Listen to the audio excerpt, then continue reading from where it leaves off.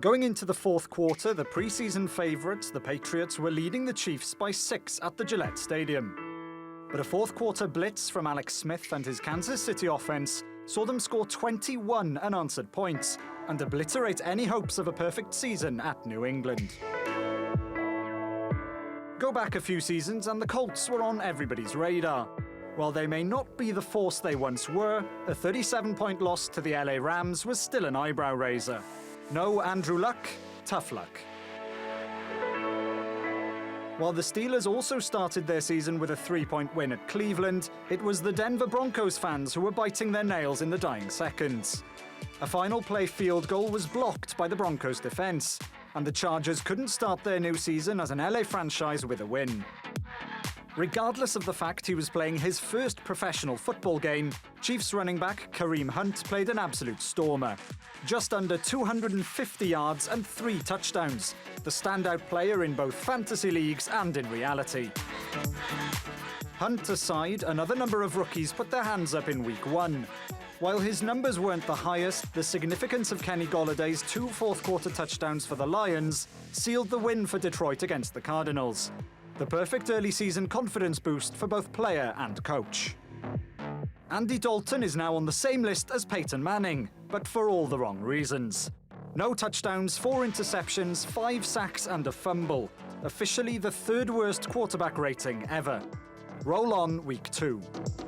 And finally, the play of the week goes to the Falcons defensive end Brooks Reed, with 8 seconds left on the clock. Chicago were 5 yards out on a 4th and goal, trailing by 6.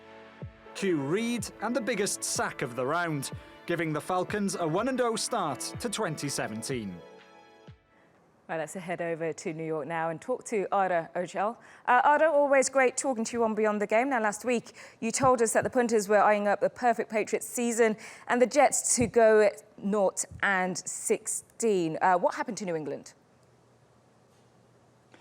Yeah, what happened to my prediction there, Sam? That's a very good question. I think it was a lack of communication in week 1, but we have to give credit to the Kansas City Chiefs because they were down in the fourth quarter, as you saw in the package. But really, the Chiefs established themselves as playoff contenders early in week 1 by going into Foxborough, defeating the Patriots. And if you're looking on the Patriots side, it's a lack of communication. I wouldn't sell the house just yet. I really think the Patriots are going to bounce back. But definitely, it's equal parts Patriots and Chiefs stepping up. OK, well, let's pick up on the starman Kareem Hunt. How comfortable did he look in his first pro game?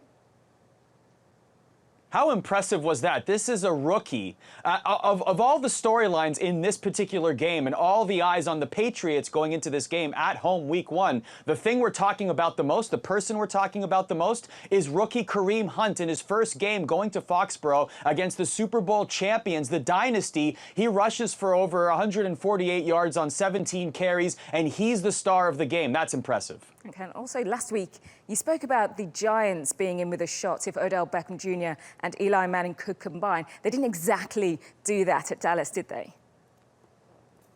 No, not at all. Odell Beckham Jr. had an ankle sprain. He wasn't in the game, and that really showed. The offensive line is getting a lot of flack, the fact that they couldn't protect Eli throughout the game. But Eli didn't have many options to throw to, including Odell Beckham Jr. Once he comes back in the lineup, I expect that the Giants will step up once again. Okay, and another big talking point in LA was that the Coliseum looked very empty for the Rams' season opener against the Colts. Now, how worrying is that for the NFL and for the Rams?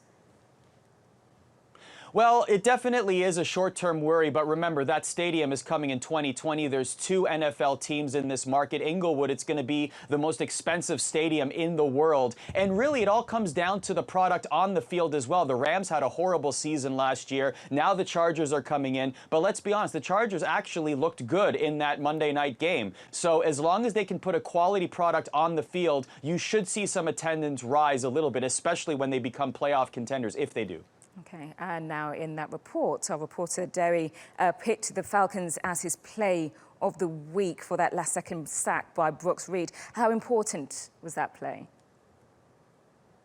Well, I look at the entire play, all 4 plays. There was one point where Jordan Howard of the Bears was right at the goal line, ready to catch the touchdown, and then a case of Butterfingers occurred. Now, if he had made that catch, the Bears would have presumably at least tied, but most likely won the game. And then the storyline today, Sam, would have been, well, the Falcons have a hangover from their Super Bowl loss, and all eyes are on whether they can turn it around. And now the storyline is, well, the Bears missed that golden opportunity, and the Falcons are already with momentum on their side, winning week 1. So that one play, to me, is really the turning point in how we're framing this story on a Tuesday. All right, Arda, it's going to be a great season. We'll speak to you very soon.